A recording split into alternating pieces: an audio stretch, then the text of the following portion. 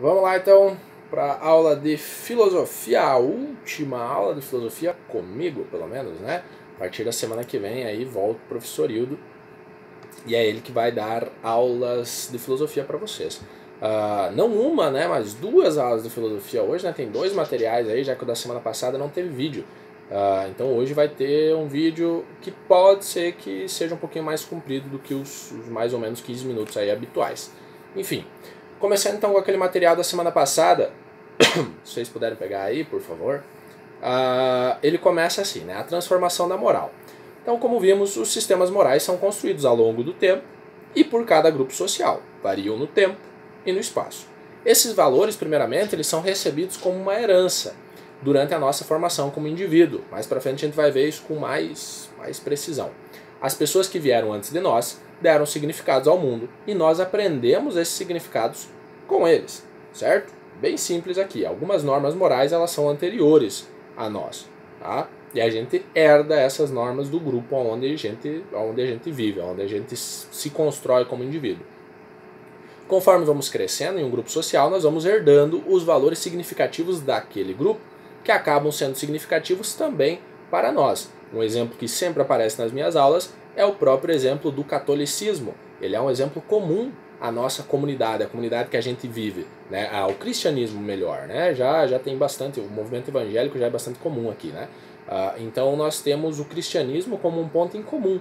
Mesmo independente de você acreditar ou não acreditar, a sua formação como indivíduo, ela tem muito desses valores cristãos que são passados para ti, porque a comunidade onde você está crescendo, onde você cresceu, onde você nasceu, ela é uma comunidade essencialmente cristã. Tá? Então esse é um ponto, é um exemplo, mas acho que é um exemplo bem claro aí que transmite essa ideia. Tá? É um valor significativo do nosso grupo, o cristianismo, tá? Seja o católico ou o evangélico.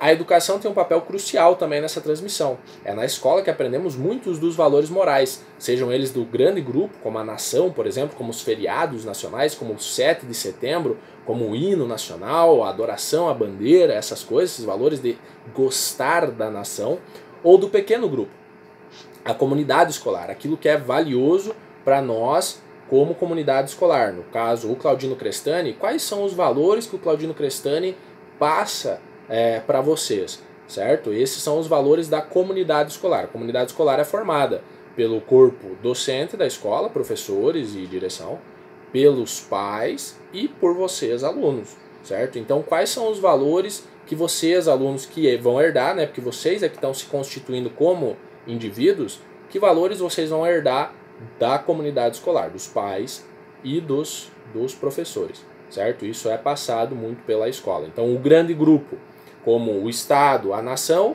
e o pequeno grupo como a comunidade escolar. Tá? Isso vocês aprendem na escola. Esses valores morais do que é certo e que é errado, vocês vão aprender muito na escola. As normas morais, porém, não são pautadas apenas por esse caráter social, que vem de fora, que vem da comunidade. Elas também têm um caráter pessoal. A partir de um certo momento em nossas vidas, a partir da adolescência, passamos a ser capazes de refletir sobre os valores morais. E através desse processo de reflexão, nós somos capazes de aceitar o valor moral ou de rejeitar. Ao aceitar, nós contribuímos para a sua manutenção. Se nós achamos que aquilo é correto, aquilo vai continuar mais ou menos da mesma maneira, né? E ao negar, porém, essas normas morais, nós contribuímos para questionar elas, para saber, mas será que é certo mesmo? E, consequentemente, para transformar. Então, ao negar as normas morais, nós contribuímos para questionar, para pensarmos a respeito delas e para, consequentemente, transformar, caso, a partir desse pensamento, dessa reflexão, a gente perceber que ela não faz sentido, que aquela norma moral ela caiu de uso, né? Ela não serve mais. E isso começa a acontecer a partir da adolescência, né? A idade da rebeldia, afinal de contas. Assim, o indivíduo e sociedade têm uma relação dialética, certo? Elas conversam. De um lado, a sociedade passa valores comuns ao grupo para o indivíduo, de muitos para o um. Do outro lado, o indivíduo reflete, possivelmente questiona, desenvolve os seus questionamentos e passa eles de volta para o todo, do um para o muitos, certo? Um exemplo usado aqui pelo livro, muito interessante, é o exemplo da relação com a homossexualidade. A questão da homossexualidade, como ela vai se alterando ao longo do tempo. Lá na antiguidade, uma parada bastante comum, em alguns casos até incentivada, como nos exércitos gregos, por exemplo, eles incentivavam a homossexualidade entre os soldados, que passa a ser daí então, durante a Idade Média, um grande tabu, certo? Um pecado gigantesco, um crime até. No século XX isso também vai ser um crime, né? A homossexualidade vai ser um crime. Tem um filme que fala sobre isso, que é o Jogo da Imitação. O Jogo da Imitação. Quando eu assisti ele estava na Netflix, não sei se ainda está. Mas é um filme que se passa durante a Segunda Guerra Mundial, que eu já citei uma outra vez, talvez algum de vocês lembre, que foram meus alunos no ano passado. Mas é O Jogo da Imitação. Passa na Segunda Guerra Mundial e é baseado na vida do inventor dos computadores lá, um cara que ajudou a inventar os computadores, o Alan Turing, que foi condenado por ser homossexual à chamada castração química. E aí o resto da história vocês assistem no filme lá. E aí hoje tem novas discussões com relação ao papel da homossexualidade, a questão da homossexualidade. Há uma tentativa maior de liberação, de diálogo, de conversa, de aceitação disso. Ainda há empecilhos com relação, mas há uma conversa em direção a um diálogo, certo? A uma existência pacífica, né? Mas enfim, só esse exemplo para mostrar como ele foi alterando ao longo do tempo. De ser uma parada comum e até incentivada em alguns casos, para ser tabu, para ser crime, para voltar a ter um diálogo hoje em dia. Certo? Então as normas morais elas vão acontecendo através dessa negação, elas vão também se alterando. E aí nós temos Piaget e o desenvolvimento da razão e da moral, o psicólogo da educação, Jean Piaget. Se vocês aí, se alguém tiver interesse em fazer psicologia, vocês vão ouvir o nome desse cara algumas vezes. Desenvolveu a chamada teoria cognitiva e, segundo Piaget, passamos por uma construção intelectual, afetiva e moral que se desenvolve desde o nosso nascimento. Obviamente a gente não nasce, sabendo, né? Não tem um manualzinho lá, como eu costumo dizer, né? Não tem um manualzinho lá que a gente vai lendo, né? Enquanto tá lá na barriga da mãe, lá, né? Você vai lendo o manual de como é ser humano. Não existe isso. Então a gente vai construindo isso ao longo da nossa vida. E esse desenvolvimento, segundo o Piaget, segundo essa teoria cognitiva dele, ela é dividida em 4 pontos, certo? O primeiro deles, que ele chama de estágio sensório-motor, que vai do nascimento até os 2 anos de idade. O corpo da criança é o centro do mundo. E é com o corpo que a criança se relaciona com o mundo. Através das mãos e da boca, principalmente. Por isso que ela pega tudo, coloca na boca, sei lá, né? Apesar de ser o centro do mundo, a criança não tem o conhecimento dos limites do próprio corpo, certo? O corpo é o centro do mundo da criança, mas ela não consegue saber disso. Na moral, vive-se o período da anomia, ou período pré-moral. A criança não compreende normas morais no geral. Ela não sabe o que é certo ou errado. Ela não tem essa capacidade de compreender nada no sentido da moral.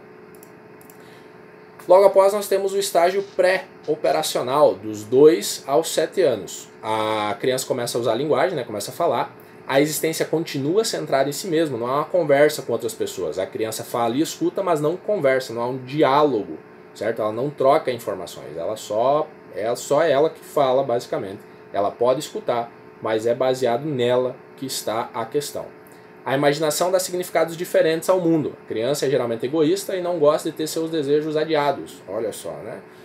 Dos 2 aos 7 anos isso, né? Às vezes continua. Na moral, é o período da heteronomia. A criança absorve a moral do adulto sem necessariamente compreendê-la. Então ela herda essa moral, ela sabe o que é certo e o que é errado, mas ela não sabe o porquê que é certo e o porquê que é errado, certo? Aqui é bastante interessante a ideia do exemplo. Durante esse período de absorção das normas morais, a criança aprende muito mais pelo exemplo do que pelo discurso, certo? Então ela copia muito os comportamentos das pessoas mais velhas, certo? Dos responsáveis, enfim, dos professores. Copia desde ações, desde se vestir, por exemplo, desde fazer coisas que os adultos fazem, ou os exemplos que ela tem fazem, até o jeito de falar. Legal. Até o jeito de falar. Por isso que, por exemplo, falar palavrão é errado. Você passa isso para a criança. Mas aí você, adulto, fala um palavrão, a criança acaba imitando. Ela não compreende, por exemplo, mas isso é só coisa de adulto, só coisa de gente grande. Ela não compreende isso, certo? Ela absorve a norma moral, ela entende que tem um certo, que tem um errado, mas ela não entende o porquê que é certo e o porquê que é errado. Então ela imita os comportamentos que ela vê nos adultos. O exemplo, ele é mais importante do que o discurso nessa fase do desenvolvimento. E aí, seguindo, nós temos o estágio das operações concretas, que vai dos 7 aos 12 anos. O pensamento guiado é por objetos concretos. A criança não é capaz de abstração. O que os olhos não veem, o coração não sente, certo? Então ela tem que ver as coisas para conseguir pensar sobre elas. Por isso que, por exemplo, ela conta olhando para os dedos, certo? 1, 2, 3, 2 mais 3, são 5. Ela tem que ver a coisa, certo? Ela tem que ver para conseguir pensar sobre. Então, né, se os olhos não veem, o coração não sente. Maior sociabilidade, ela passa do monólogo ao diálogo, ela consegue conversar melhor agora. Grande competitividade e dificuldades em obedecer normas e regras. Na moral, as normas recebidas dos adultos, elas vão se consolidando. Tá? Continua então no período lá da heteronomia. Ela vai continuar absorvendo aquelas normas dos responsáveis. E por último, nós temos o estágio das operações formais, que é a partir dos 12 anos, também conhecida aí como adolescência, que é a construção do pensamento formal abstrato e do raciocínio hipotético-dedutivo. É possível pensar além das experiências dos sentidos, daquilo que eu estou vendo agora. O que os olhos não veem, o coração pode sentir sim. Olha aí. Então você consegue, mesmo sem estar vendo as coisas, você consegue imaginar elas, certo? O pensamento abstrato ele vai começar a ser construído a partir dos 12 anos. Por isso, conforme vocês vão ficando mais velhos, por exemplo, vocês estão no 3º ano, matérias como a história, a própria filosofia, a sociologia, por exemplo, das ciências humanas em geral, elas vão se tornando um pouco mais fáceis de se compreender, porque vocês conseguem pensar numa época que vocês não estão vendo e que vocês não estão vivendo, certo? E isso é muito difícil para os mais novos. Tá? Eles pensam épocas anteriores como sendo só um lugar diferente, não um tempo diferente. Se eu estiver falando do Egito, é como se eles estivessem pensando num outro lugar que existe ao mesmo tempo. Porque eles não têm essa capacidade complexa de abstração que você já tem um pouco mais, certo? Então por isso que essas matérias começam a fazer um pouquinho mais de sentido. Lá no começo, matérias mais objetivas, que dá para ver com a matemática, as artes, a educação física, as ciências, elas são um pouco mais fáceis de se aprender, de se compreender, porque você consegue ver essas coisas, certo? Então a história, a filosofia, a sociologia, que trabalham mais com a abstração, elas são mais complicadas em anos iniciais. Enfim, abrem-se as portas do questionamento e da transformação dos contextos históricos. Aí é aquela questão antes lá da moral, né? Na moral é o período da autonomia. Começa a criar códigos de condutas próprios, certo? O adolescente começa a criar códigos de condutas próprios e é capaz de fazer escolhas morais por conta própria. E aí, segundo Freytag, aí, a norma passa a ser refletida, criticada, questionada em sua validade, se deve ser assim ou se não deve, se isso é certo ou se não é certo, reinterpretada e redefinida pelos membros do grupo, que podem inclusive decidir modificá-la consensualmente. Se o grupo chegar a um acordo, ela pode mudar a norma moral. Mas a questão é que a partir da formação desse pensamento abstrato, da criação dessa liberdade com relação à norma moral, duas questões são críticas aqui. Primeiro, a invenção de códigos morais próprios e o questionamento desses códigos morais recebidos anteriormente, certo? Começa a pensar, mas será que aquilo que foi ensinado para mim é realmente correto? Será que esse é realmente o caminho que eu quero seguir? A questão lá do cristianismo que eu usei lá no começo do vídeo, o exemplo que eu usei, será que é isso mesmo que é o mais correto? Será que é esse o caminho que eu quero seguir? Certo? O caminho do trabalho, o caminho da universidade, que é geralmente passado, né? Vocês têm que estudar para fazer uma universidade, mas será que é mesmo que eu quero fazer? Que é uma universidade? Porque tem cursos que são melhores. Não, os melhores cursos são medicina, direito, engenharias, que são cursos respeitados. Mas será que eles deveriam ser os mais respeitados? Será que eu deveria seguir eles porque eles são os mais respeitados? Então começa a se questionar. Não quer dizer que vai mudar todas essas formas de pensamento, mas quer dizer que vai refletir sobre elas, certo? O exemplo do cristianismo não quer dizer que vai deixar de ser cristão, mas quer dizer que vai pensar no porquê ser. E aí depois disso pode se confirmar, não, eu quero seguir esse caminho porque eu acho que é realmente melhor. Ou não, eu acho que esse não é o melhor caminho. Enfim, a questão aqui é a reflexão, é o pensar sobre a norma moral que foi passada. Vale lembrar que essas idades colocadas aí, elas não são estáticas, podendo variar de pessoa para pessoa. A gente está falando de seres humanos, afinal de contas. Então, certos indivíduos podem desenvolver algumas dessas habilidades antes ou podem manter elas por mais tempo também. Tá? Então, não é uma idade estática, né? Completou 2 anos de idade, pá! Completou 12 e começou o pensamento abstrato. Às vezes demora um pouquinho mais para aprender a usar ele. Ou de repente já começa antes também. Enfim, isso varia de pessoa para pessoa.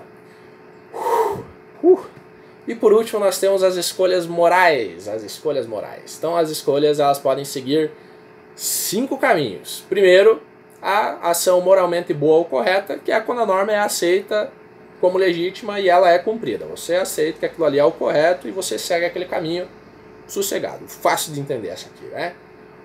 A ação moralmente má ou incorreta, quando se descumpre uma norma moral em forma de exceção. Quando se faz algo errado, sabendo que é errado, mas será só essa vez, certo? Não há intenção de mudar ou de contestar a norma. Você sabe que está fazendo uma coisa errada, certo? Você sabe. É tipo, o exemplo que o livro dá é o da fofoca. Você não gosta que fofoquem de você, mas você volta e meia dá uma fofocadinha, certo? Você concorda que é errado, falar dos outros quando os outros não estão presentes, mas ainda assim você faz isso, tá? Essa é a questão aqui da norma moral como exceção, né? Eu sei que é errado, mas é só dessa vez. E obviamente não foi só daquela vez, né? Acho que um outro exemplo talvez aqui para dar uma simplificada possa ser o da ultrapassagem em faixa dupla, né? Você sabe que você não pode, na faixa contínua, você sabe que você não pode ultrapassar na faixa contínua. Mas volta e meia, o coleguinha ultrapassa na faixa contínua, certo? Ele sabe que é errado, ele não tem intenção de fazer daquilo, deixar de ser errado, mas ainda assim ele comete o erro, tá? Então essa norma moralmente mal ou incorreta, ela é em forma de exceção, né? Como se fosse só aquela vez, mas nunca é só uma vez. Conflito ético. Quando se descumpre a norma moral de forma consciente, tentando mudar essa norma. A ideia é romper com a norma comum. O exemplo que o livro dá é o exemplo das roupas, certo? Das roupas femininas, por exemplo. É que não podia usar biquíni na praia. E aí as mulheres vão começar a usar o biquíni na praia para romper com essa norma moral mesmo, certo? Para quebrar essa norma moral. O exemplo do uso da burca em países islâmicos, onde alguns grupos de mulheres vão parar de usar a burca, sabendo que é errado, mas com a intenção de mudar essa norma, certo? De romper com a norma comum, de quebrar ela e de alterar ela, certo? Então conscientemente você descumpre a norma moral com a intenção de mudar essa norma. Isso é um conflito ético. Aí nós temos o niilismo ético, que é a negação total de todos os tipos de norma moral, certo? Não acredita em nenhum tipo de norma moral, acha que nenhum tipo de norma moral deveria existir, certo? Niilismo, certo? Niilismo, nesse caso, ético. Toda vez que aparece o termo niilismo na filosofia, inclusive, é relacionado a nada, certo? Nada. É a filosofia do nada.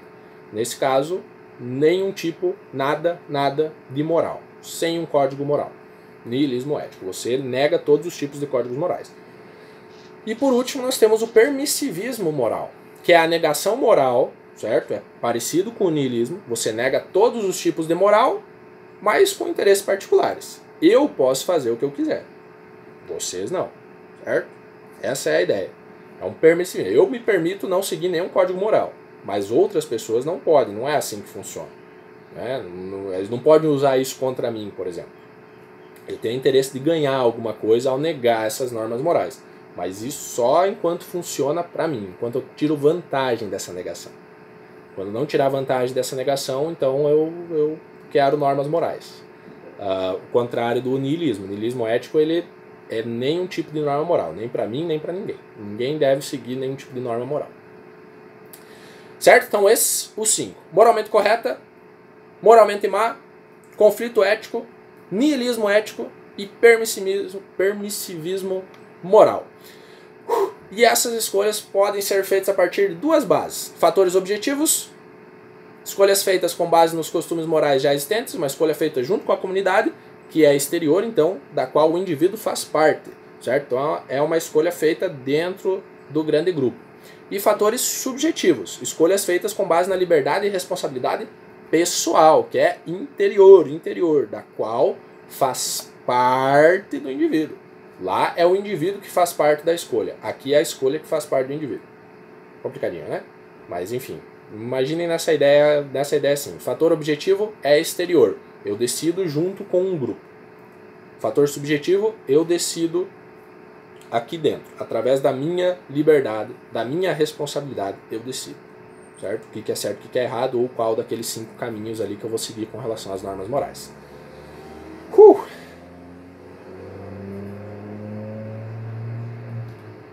Espero que vocês tenham compreendido. Dúvidas? Estou sempre à disposição, sinto-se sempre livres para perguntar. Esse é um assunto bem legal. Bem interessante. Adoraria conversar com vocês sobre eles em sala de aula. Mas enfim, não tendo essa oportunidade, seguimos por aqui. Valeu? Última aula de filosofia. Continuo com o professor de história, porém. Então, esperem vídeos de história aí nas próximas.